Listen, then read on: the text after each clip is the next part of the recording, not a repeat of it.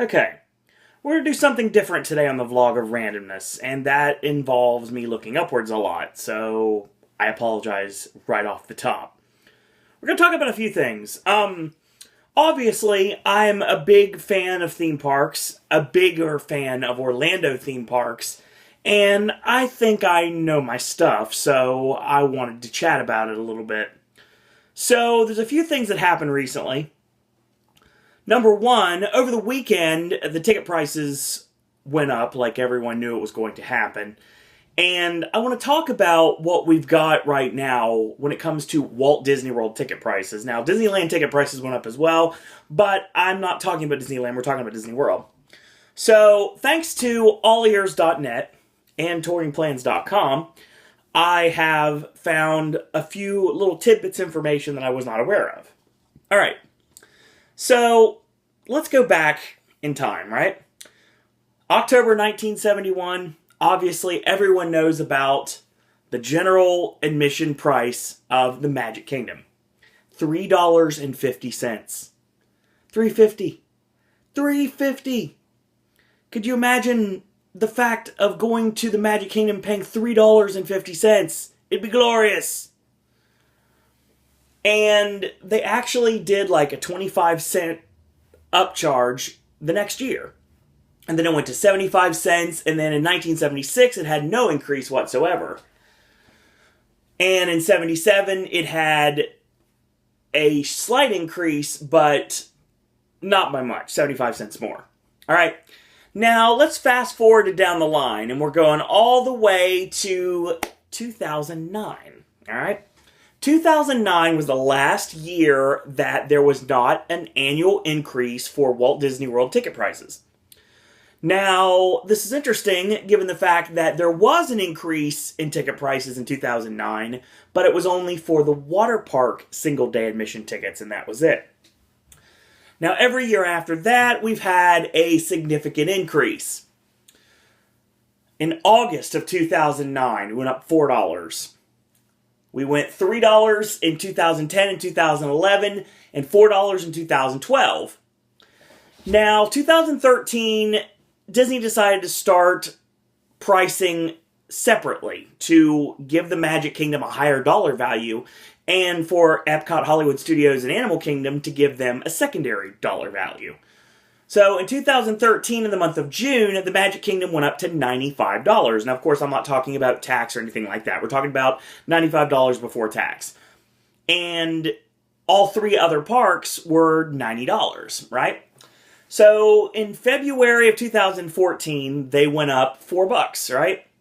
Went to $99 for the Magic Kingdom and $94 for Studios, Epcot, and Animal Kingdom. Well, over the weekend, we had another increase in ticket prices.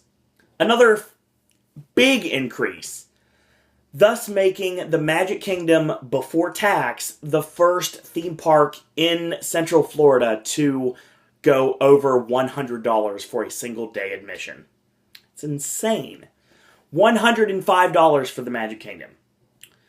And to a lesser extent, $97 for Hollywood Studios, which is in complete shambles right now. Animal Kingdom, which is waiting for Avatar to finally open.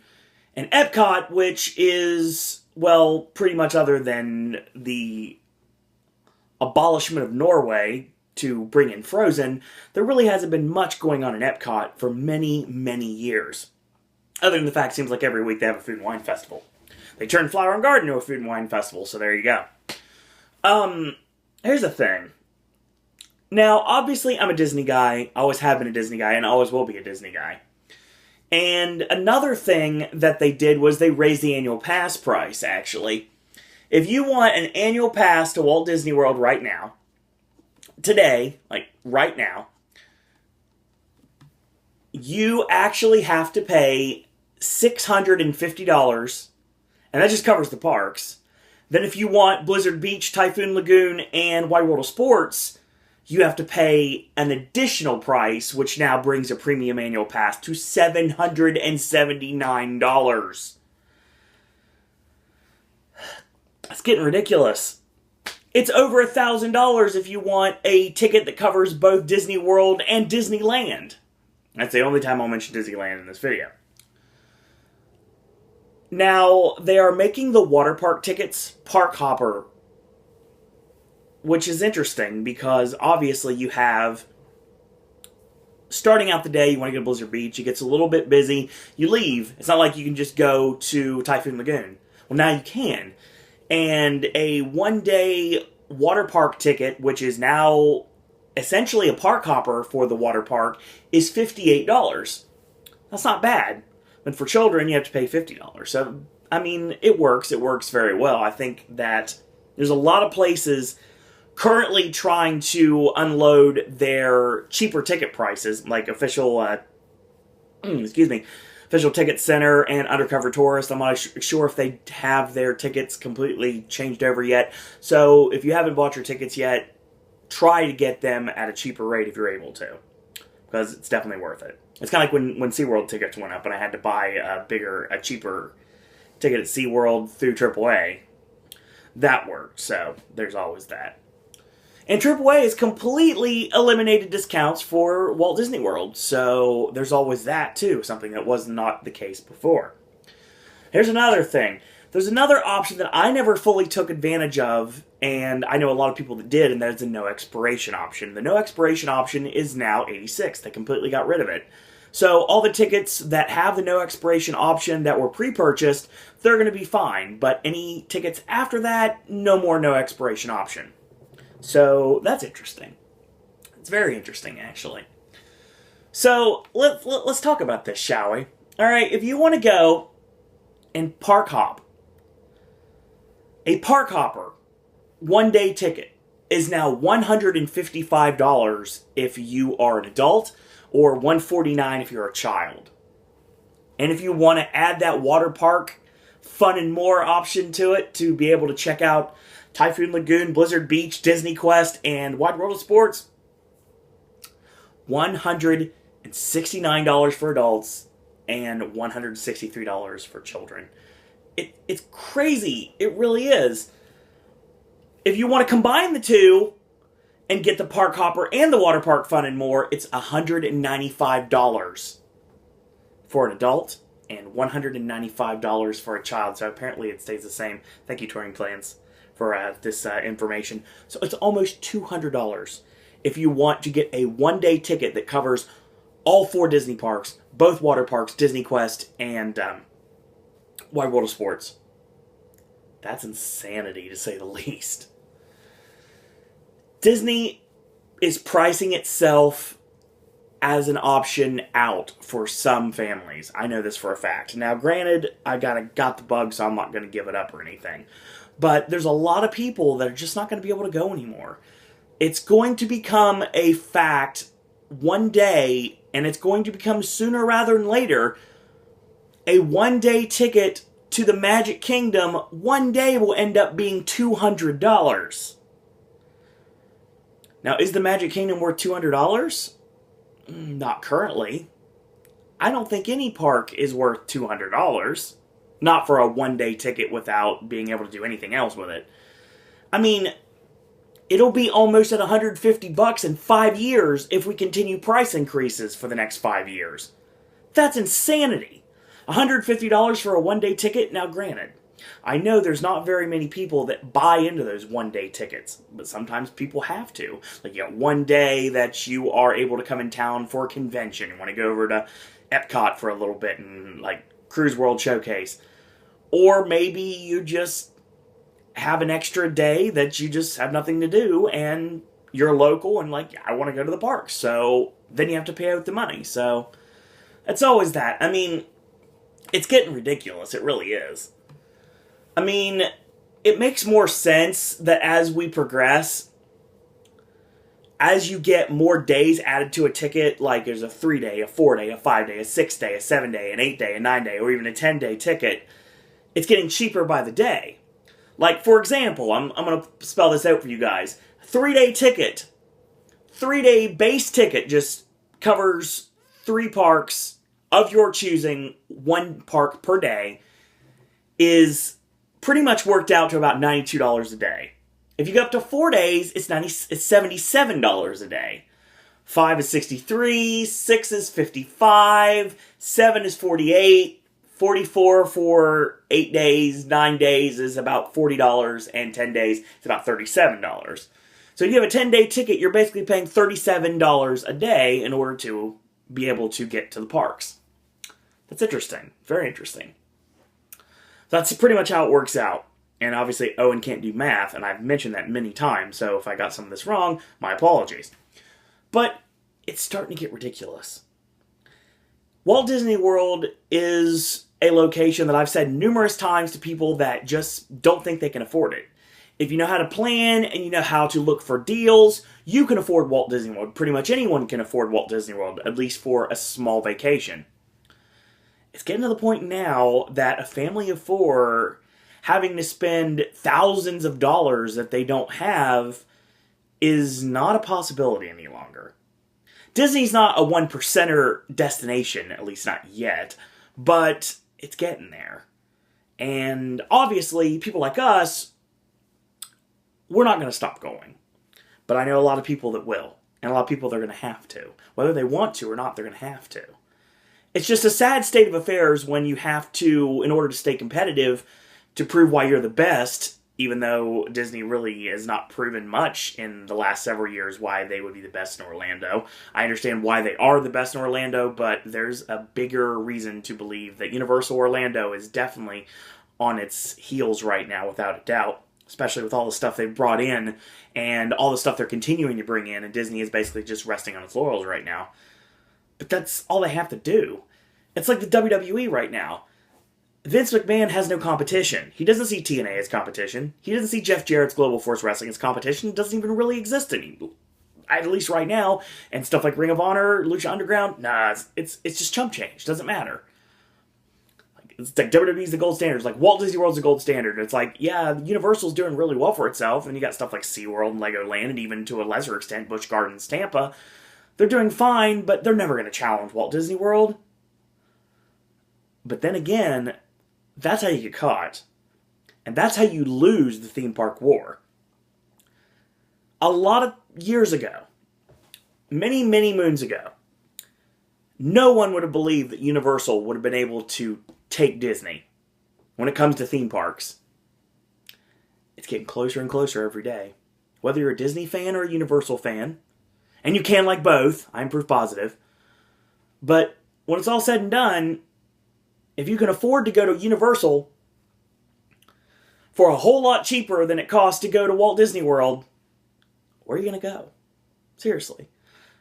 If you have $500 to spend on a hotel room, a deluxe hotel room on Walt Disney World property, or you can get basically an annual pass and a cheaper room at Cabana Bay, what are you going to do? Now, granted, I know there's a lot of Disney fans that will not go over to Universal. I have friends that will not go over to Universal. I totally understand that. And vice versa, I have friends that love Universal and they won't go over to Disney. Makes sense. But it's getting to be the point now you have to pick and choose. I know a lot of people that have to pick and choose. And it's going to come down to the point that there may not be enough, at least right now, for some people to think, oh, I'll skip this year. I'll skip Walt Disney World this year. There's really nothing that's going to be any different. It's about the same thing. I already rode the mine train. Frozen opens next year, and Avatar 2017 at the earliest. So, what's it matter? If you're going every single year, what's it matter if you miss a year? Universal, on the other hand, I'll talk about that in a minute. They'll get further into it. Obviously, you have Volcano Bay, the new water park, which still hasn't been mentioned yet, but it's coming. You have Sapphire Falls, which is the new resort, which opens next year. You have Kong, which could open anywhere between the end of this year and the middle of next year. Then you've got the NBC experience, or Universal Museum, depending on how you're looking at it. That's going to be at the Gardens of Allah. So, yeah, Universal's doing stuff. Diagon Alley, Transformers, in the same time that they finally broke ground for Avatar. It's crazy. But I'm not trying to get you to choose either Walt Disney World or Universal Orlando. You can basically make your choice with your dollar, and everyone will. People will still continue to go to Walt Disney World. It's just how it works. I would continue to go to Walt Disney World. I will continue to go to Walt Disney World. And I'll continue to go to Universal Orlando, and I have zero issues with doing both. But it's the only expenditure I have. The only major expenditure I have. Some people are not that lucky. They have families. They have responsibilities. They have things I just don't have. And they're not able to afford to do one trip a year, much less two. Heck, this year I'm doing 3. But it's a short one. They're short here and there. So, it's just crazy that eventually they're going to just price themselves out of a possibility. I say everyone needs to visit Walt Disney World once in their life. It's going to get to the point very soon. Some people are not going to be able to afford to. And it's a shame. So continuing with Disney, we're going to talk about the fact that I remember back in the day going to the Disney-Mgm Studios. I'm proud to say I love this shirt. The shirt's awesome. See, you got Fantasmic, and you have the Hollywood Tower Hotel for the Tower of Terror. You've got Muppets, and you've got the Rock and Roller Coaster. I bought this in 2007. I bought this right before the switch over to Hollywood Studios. So yeah, I have Disney-Mgm Studios merchandise. And for those of you that did go to Disney-Mgm Studios, you remember back in the day when we did not have a giant, gaudy Sorcerer's hat that was obstructing our view of the Grauman's Chinese Theater and the Great Movie Ride. Thankfully now, that is no longer the case. Now, this monstrosity went up in 2001, which is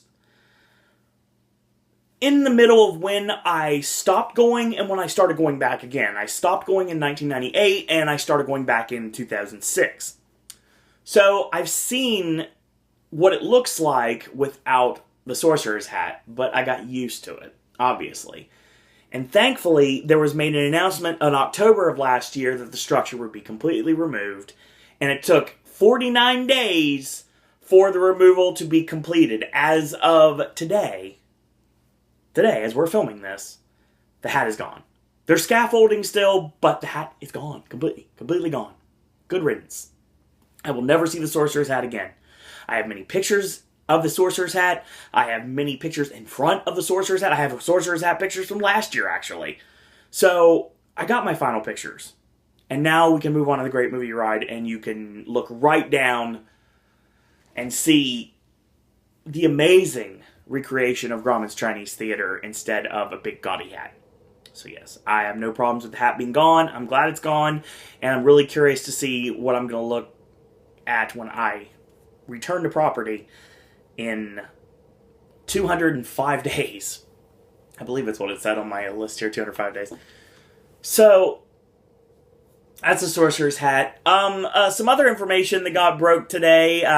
They announced the official dates for Mickey's Not So Scary Halloween Party and Mickey's Very Merry Christmas Party, and they're very upset to me. Very make me upset because not many options this year for me personally. Now, tickets, of course, will go on sale in April, and if you're interested in going to Mickey's Not So Scary Halloween Party, which I go to every single year, and I will continue to go to every year. I've been going every year since 2006. I love the Halloween party. I love being able to trick-or-treat. As a almost 35-year-old man, I love trick-or-treating in the Magic Kingdom. It's super awesome. The best fireworks and the best parade that exists in Walt Disney World, at least to me. And the dates are as followed. If you want to go in the month of September, you're going to be able to check out the days September 15th, 18th, 20th, 22nd, 25th, and 27th. In October would be, excuse me coughing on camera, October 1st, 2nd, 4th, 6th, 8th, 9th, 12th, 13th, 15th, 16th, 18th, 20th, 22nd, 23rd, 25th, 27th, 29th, and 31st, and one more party on November 1st. Now, the days of Mickey's Very Merry Christmas Party have been announced as well, and this is all because of the Flower and Garden leaflet, apparently. And these dates are as followed. In the month of November, you will be able to go to, if you're able to be in town for that week, you could actually go to the final Mickey's long day. Mickey's Not So Scary Halloween Party and the very first Mickey's Very Merry Christmas Party in the same week, because they're literally a week apart. Their first day is November 8th. There's dates on the 10th, the 12th, 13th, 15th, 17th, 19th, 20th, 29th. And for the month of December, you have Christmas party dates on the 1st, the 3rd, the 4th, the 6th, the 8th, the 10th, the 11th, the 13th, the 15th, the 17th, and the 18th. Now, I personally will be attending Not So Scary on September 20th with my mother, actually, because she'll be going with me this year. And I will probably be attending Very Merry Christmas Party. It's hard because maybe the 3rd, potentially.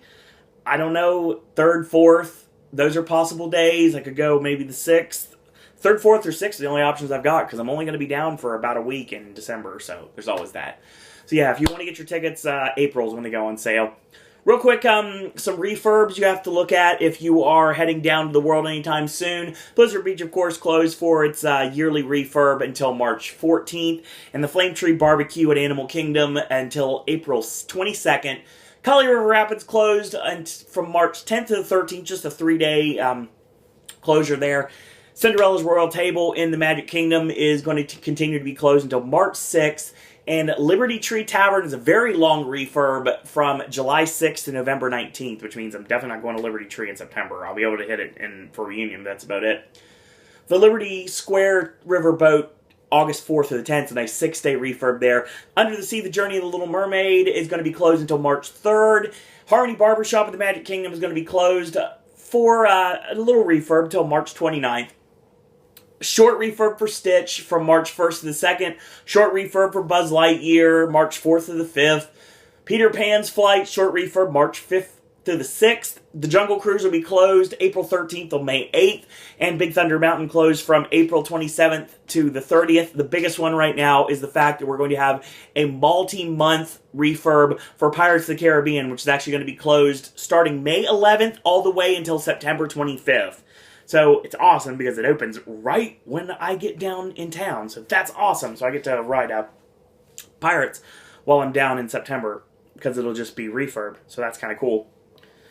So yeah, that's what we've got right now for Disney.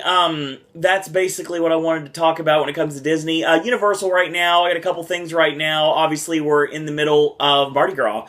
And Mardi Gras is actually going to be running up until April 18th.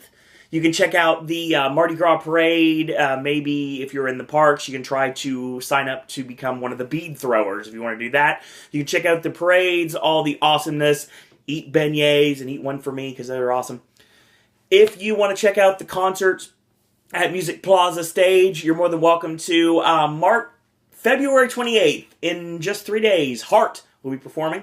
March 7th will be the unjust winner of Celebrity Apprentice last season, and I mean unjust because Penn Jillette totally won, and that's Trace Adkins.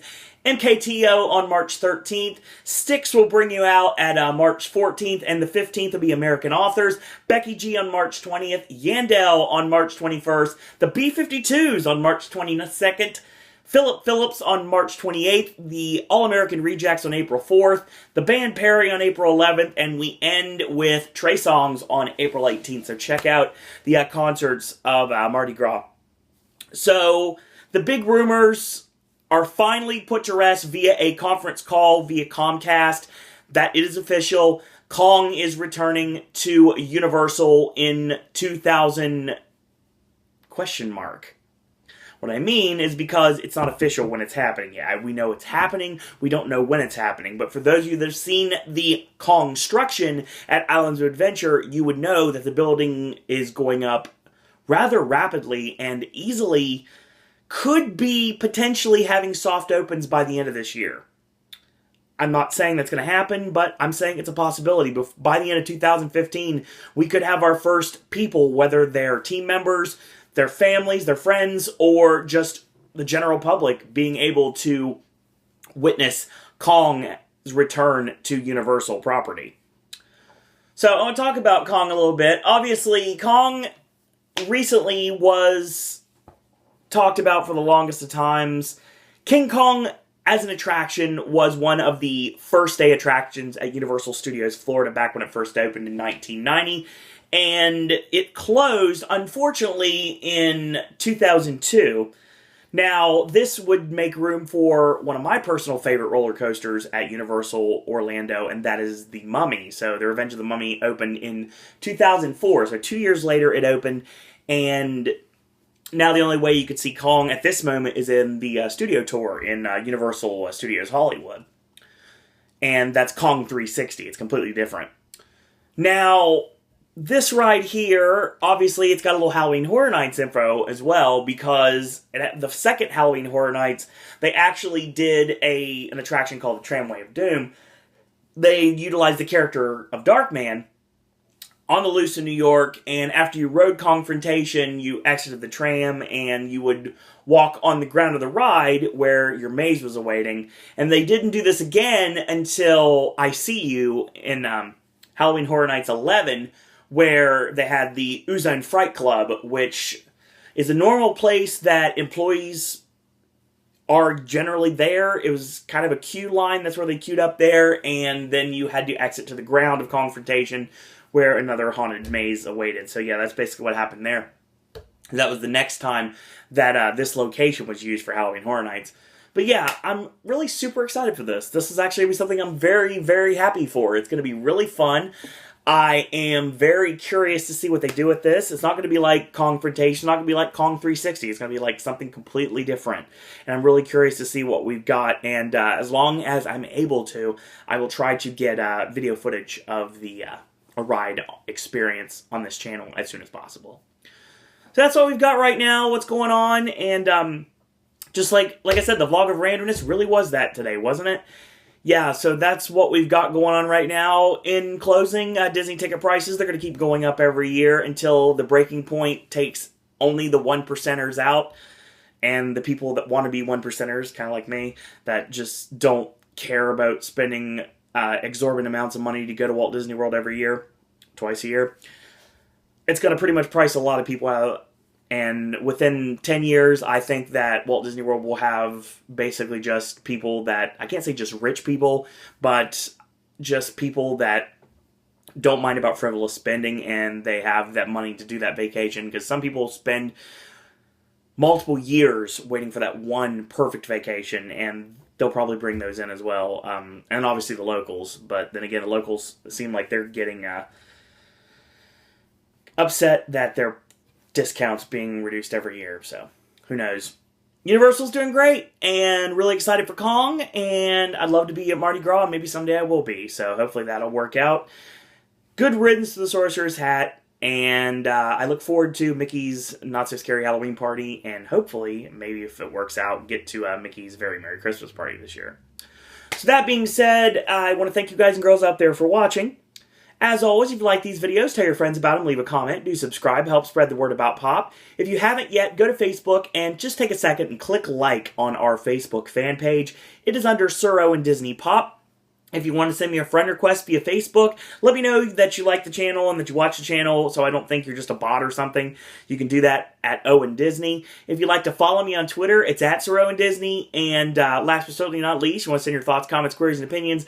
If you'd like to talk Disney with me, the ticket price increase, you want to talk about Halloween Horror Nights, we're talking about Universal, you want to talk about wrestling, we talk about the award season, we're just over with that. We got one more video that's coming out this week, and I'm going to talk about that in a minute when I go over a few things.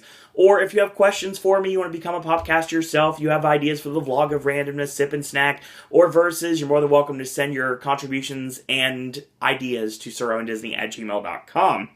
So a quick programming note, tomorrow the vlog of randomness obviously leads you into Sip and Snack. And Sip and Snack on Thursday will bring you chocolate cereals and possibly red velvet Oreos. Haven't quite decided yet. We'll see what happens with that. Friday, AJ's Movie Reviews will bring you Focus and the Lazarus Effect and a few other things. Saturday, Ashley returns with Gaming with Ash. Sunday will be a brand new Versus. Our code name is going to be High School. Monday will be your final video, me, AJ, and as long as the scheduling works out, Ashley talking all about what happened on Sunday's Oscar ceremony, who won, who lost, and obviously our competition of who won overall. So yes, we'll talk about that in great lengths coming up on Monday. Tuesday will be a brand new edition of Impact Wrestling and NXT. Wednesday will kick you into the vlog of randomness, topic to be announced. Thursday, brand new sip and snack. We're going to go back into beverages again. And on Friday, AJ's movie reviews. It is Unfinished Business, Chappie, and potentially the second best exotic marigold hotel. So that's coming very soon. A lot of things coming up. I found out today that The Sound of Music is getting a theatrical release for 2 days only. So we're going to be hitting that up in April. And we got a lot of great stuff to come. Obviously, once we get more information on Halloween Horror Nights, we're going to shoot that out your way. Found out Lady Gaga apparently is going to be the star of the new American Horror Story season Hotel starting in October, so it gives me another reason why they're going to save American Horror Story at Halloween Horror Nights for 2016 at the earliest. So that being said, thank you guys and girls out there for watching. And until tomorrow, boys and girls, that's all I got to say about that.